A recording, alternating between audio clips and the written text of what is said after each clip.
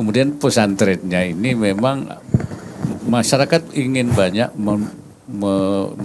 membubarkan, menutup. Tetapi memang ada pertimbangan bahwa di situ banyak santri. Ya, cukup besar ya. Ya. Berapa jumlahnya itu? Dan ini perlu dibina. Perlu supaya diluruskan, akidahnya diluruskan, pemahamannya diluruskan. Polemik yang melilit Pondok Pesantren Al Zaitun terus bergulir. Pemerintah menyebut lembaga pendidikan yang terletak di Desa Mekarjaya, Kecamatan Gantar, Kabupaten Indramayu, Provinsi Jawa Barat itu diduga kuat terkait dengan Gerakan Negara Islam Indonesia.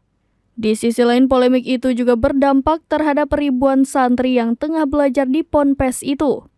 Apalagi tim investigasi yang dibentuk pemerintah Provinsi Jawa Barat merekomendasikan supaya pemerintah pusat menutup Ponpes Al Zaitun.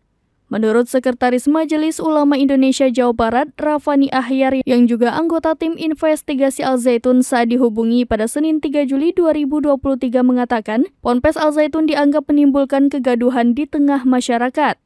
Secara terpisah, Wakil Presiden Ma'ruf Amin menyatakan pemerintah akan membina Pondok Pesantren Al Zaitun, bukan membubarkannya. Ma'ruf menuturkan opsi ini diambil agar kegiatan belajar di Pondok Pesantren Al Zaitun tetap berjalan sesuai dengan akidah Islam.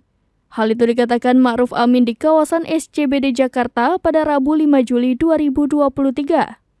Ma'ruf mengakui bahwa banyak desakan dari masyarakat untuk membubarkan Al Zaitun imbas adanya dugaan ajaran menyimpang di pondok pesantren itu.